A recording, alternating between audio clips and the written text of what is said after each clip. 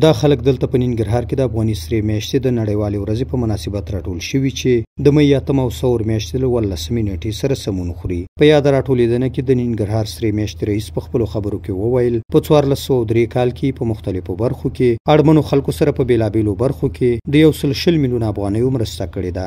هغه همدارنګه وویل په سلګونه زره ناروغانو ته په ښار او ولسوالیو کې خدمات ترسره کړي او نږدې 300 د سوري زړه ناروغانې هم ثبت کړي چې په مرکز کابل او یو شمېر بهرنیو هیوادونو کې به درملنه ترسره شي. ننګرهار ولایت کې د تیر کال یعنی 403 کال کې تقریبا 120 میلیون افغانۍ نغدي کومکونه د په مختلفو ولسوالیو کې چې کله ضرورت لیدل سوی دی هغه که د حوادثو په بخش کې و چې مطلب طبیعي آفات راغلي دي یا وشکلۍ ځپلې دي یا مثلا سیلاب ده یا بله خبره ده، نو دغسې رقم الحمدلله سلګونو کورنیو ته هغه اولیه مواد چې کیټونه دي د ظروفو کمپلې دي داسې رقم خیمې دي دا توزیع سوي. یو شمېر ولسي خلک چې د افغان سرې میاشتې خدمات له نږدې څاري وایي پر وخت په بیړنیو حالاتو کې ولسونو ته رسیدنه کړې او په ټولو برخو کې اړینې مرستې رسولي. دوی په نړیوالو غږ کوي چې له افغان سرې میاشتې سره هغه ډول همکاري وکړي چې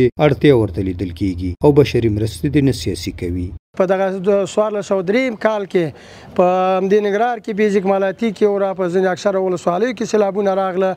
موږ خپله په لیدلو سترګو باندې لیدلي چې دوی اکثره موسسات را جذب کړي دي، خپل افغاني سرې میاشتې هغه خلکو سره نغدي مرستې هم کړي دي او تر څنګ دوی ته هغه د اشپزخانې سامانونه تر کمپلو پورې ورکړي دي.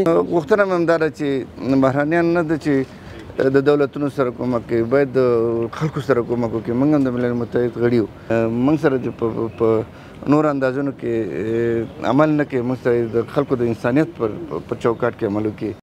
ځینې نور بیا په دې باور دي چې کومه تمه ولسونه لري سرې میاشتې ورته هغه ډول رسېدنه نه ده کړې او یوازې 50 سلنه ستونزې د خلکو حل کړي دي. دوی وایي د سرې میاشتې خدمات ښکاره دي خو که یې لمنه پراخه شي د ولسونو مشکلات به ورسره حل شي، ځکه یا د اداره له همکاریو برخمنه اداره ده.